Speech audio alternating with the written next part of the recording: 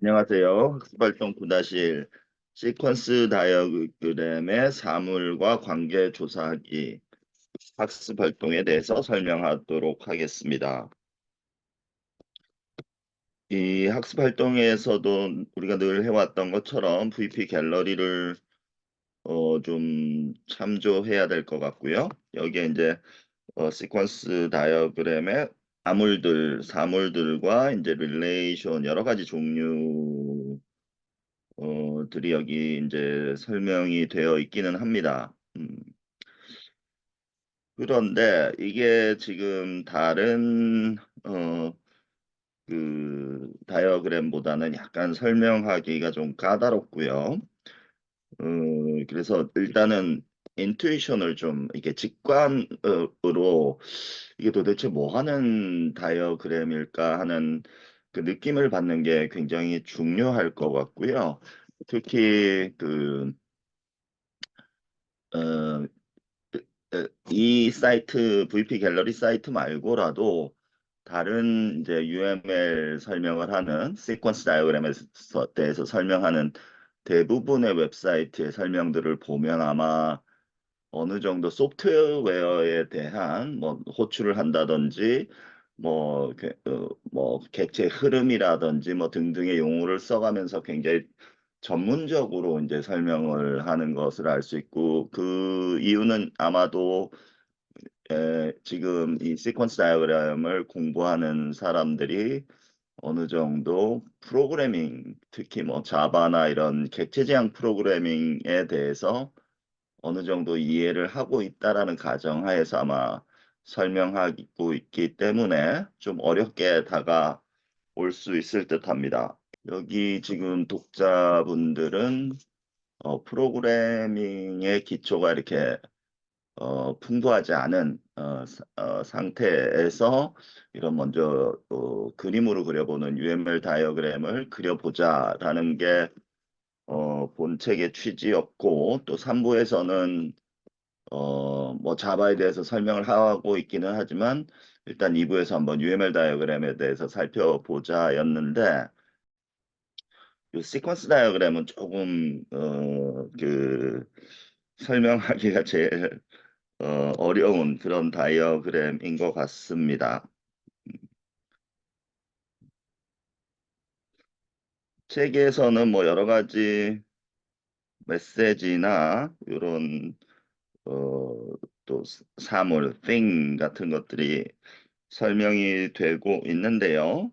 이 중에서 뭐 이런 용어들은 이제 실습하면서 익힐 수 있겠지만 이 메시지들 중에 여기에 있는 이런 뭐 분실 메시지라든지 발견 메시지라든지 중단 메시지 같은 것은 이 교재에서는 활용을 하고 있지는 않고요. 물론 뭐 여기 있는 메시지를 그대로 읽어보고 뭐 이해를 할 수는 있겠지만 조금 더 선택과 집중을 해서 정말 중요하다라고 생각하는 한 서너 가지의 메시지만 좀 설명을 해보도록 하겠습니다. 시퀀스 다이어그램도 마찬가지고요. 여기 예를 들면 이거를 하나의 thing이라고 보면 뭐 약간 thing인데 꼬리가 달린 thing인 것 같죠? 그래서 예를 들면 어떤 소프트웨어 뭐 이름을 아무거나 정해 봅시다. 여기서는 모바일 폰이라는 소프트웨어 객체가 있다라고 생각을 하고요. 또 다른 이제 thing이 있는 거죠. 예를 들면 뭐 회사에 있는 웹 서버나 여러분들이 그래서 주로 그 상상해 볼 수 있는 거는 지금 이제 모바일 폰과 웹 서버 여러분들이 검색을 할 때는 뭔가 이제 그 검색을 할 때는 그 모바일 폰에 모든 정보가 있지가 않죠. 그래서 웹 서버와 커뮤니케이션을 인터넷을 통해서 해야 되는 거고요. 뭐 서버 클라이언트 관계라고 생각해도 좋을 것 같고 그랬을 때 이 두 개 다 모바일 폰이나 웹 서버라는 뜻은 모바일 폰 하드웨어가 아니고요. 모바일 폰에 있는 소프트웨어가 있는데 그게 이제 웹 서버에 있는 소프트웨어와 서로 커뮤니케이션을 한다. 일종의 사람과 사람의 대화라고 생각할 수도 있을 것 같고요. 그래서 시퀀스 다이어그램에서는 이런 대화의 흐름을 좀 기술하는 그런 다이어그램이라고 이해하면 조금 더 쉬울 것 같습니다. 그래서 여기 메시지가 여러 가지가 있는데요. 음, 가장 좀 흔하게 많이 쓰이는 그 메시지는 그냥 요 메시지인 거죠. 요게 이제 가장 많이 쓰이는 그 릴레이션 중에 하나고요. 이거는 단순히 뭐 어떤 모바일 폰에서 그 메시지를 웹 서버한테 뭐 예를 들면 뭐 시간을 알려줘라든지 또는 어떤 뭐 뉴스를 알려줘 뭐 이런 메시지를 이렇게 주고자 할 때 이와 같은 요런 모양의 화살표가 생겨나게 되고요. 여기 조그만하게 이렇게 네모 박스가 생기는 것이 이제 활성화라고 하는 것입니다. 그래서 여기 액티베이션이라고 하는 거고요. 음, 그다음에 이런 선들은 조금 더 이렇게 좀 늘릴 수도 있고요. 그래서 이 두 소프트웨어의 커뮤니케이션을 시간별로 이제 어떻게 커뮤니케이션을 하는지를 표현하는 다이어그램이라고 생각하면서 이런 메시지들을 좀 생각해 봐야 될 것 같고요.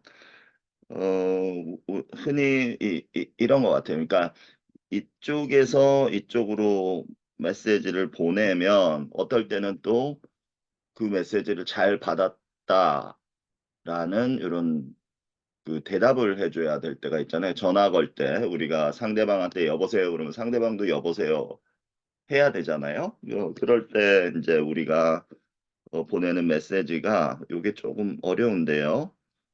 요게 여기 우리는 늘 지금까지는 여기서 이제 리소스 카탈로그로 이렇게 뽑아냈는데 요 메시지에 대한 리턴 메시지는 여기 잘 보면 여기 리플라이 메시지 이거를 클릭해야 됩니다. 그래서 요게 조금 어렵고요. 그래서 이거는 무슨 뜻이냐면 이 메시지를 받았다라는 뜻입니다. 요게 이제 반환 리턴 메시지라고 있는 게 요거는 그래서 페어를 이루는 거고요. 우리가 전화할 때를 좀 생각해 보면 좋을 것 같습니다. 단순히 그냥 메시지를 웹서버에서 오늘의 뉴스는 뭡니다 하고 이렇게 뭐 메시지를 줄 때가 있을 텐데요. 뭐 모바일 폰 뭐 예를 들면 이 서버 사이트의 가입자가 뭐 한 100만 명 된다 그러면 100만 개의 메시지를 이 모바일 폰 사용자들을 위해서 이제 소프트웨어에 전달해 줬다 했을 때는 그걸 우리가 받기만 하는 거죠. 한 방향이죠. 이렇게 지금 전화처럼 하는 게 아니고 이걸 수백만 모바일 폰 사용자들한테 보냈는데 이걸 일일이 리턴 메시지를 다 웹서버가 받을 필요는 없고 그냥 보내기만 일방적으로 보내기만 할 때는 이와 같이 리턴이 꼭 없어도 됩니다. 그래서 요거와 여기 뭐 책에는 이렇게 구분이 안 되어 있는데 이런 것들은 이제 싱크로너스 메시지, 그러니까 동기화된 메시지라고 하고요. 이거는 어싱크로너스, 그러니까 상대방이 받았는지 안 받았는지, 그러니까 이거는 흔히 우리가 하는 전화기로 이렇게 비유를 많이 하고요. 이런 거는 이제 라디오 방송 같은 거, 뭐 그냥 송출만 하는 거지 상대방이 이 송출을 받았는지 안 받았는지는 체크를 안 해보는 이런 메시지 등등 서로 이 두 개의 라이프라인 그 객체 간의 이런 메시지를 표시할 수 있겠습니다. 그리고 이거 하나만 좀 더 구분을 해서 설명하자면 자 여기서 자체 메시지라고 하는 것은 이게 두 라이프라인끼리 서로 커뮤니케이션을 할 때도 있지만 그냥 뭐 사람으로 얘기하면 혼잣말 할 때도 있잖아요. 자기 혼자 예를 들면 자기 혼자 뭔가 작업을 해야 된다던가 뭐 이럴 때 그 소프트웨어로 얘기를 하면 상대방을 이렇게 호출하는 게 아니고 그냥 자기 혼자 말하는 것 또는 자기 혼자 뭘 수행할 때는 이와 같이 셀프 메시지를 보내게 됩니다. 그러니까 당연히 누가 커뮤니케이션을 하는 게 아니기 때문에 이와 같이 자기한테 다시 돌아오는 이런 메시지가 있을 수 있는 거죠.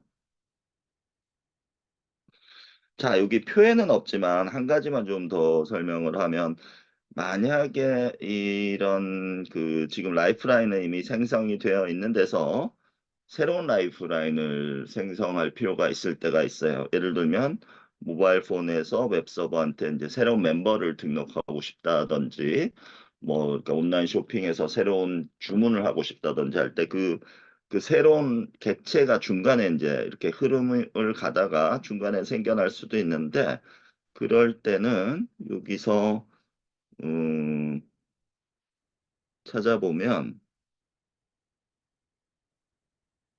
크리에이트 메시지라는 게 있습니다.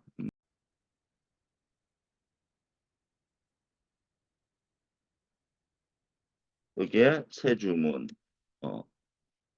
이라는 이제 새로운 라이프라인을 이와 같이 이제 생성할 수도 있을 듯 합니다. 그래서 뭐 중단 메시지를 표시하거나 할 때 이런 것들도 분실 메시지 이거는 뭔가 보냈는데 답변이 없는 거라든지 뭐 이런 것들도 이제 쓸 때가 있겠지만 이 교재에서는 특별히 예제로 채택하고 있지 않기 때문에 지금 방금 말했던 그냥 메시지와 리턴 메시지 그다음에 셀프 메시지와 크리에이트 메시지를 잘 구분해 주면 될 듯합니다. 시퀀스 다이어그램 이 지금 학습활동 9-1 약간 이 프로그래밍에 기반을 해서 좀 설명을 하면 조금 알아들을 수 있을 듯한데 일단 프로그래밍을 전혀 모른다는 상태에서 설명을 하려고 하다 보니까 좀 부연 설명이 많아졌던 것 같습니다. 앞으로 실습을 통해서 차차 조금 더 조금씩 이 시퀀스 다이어그램에 대해서 이해해 가도록 했으면 좋겠습니다.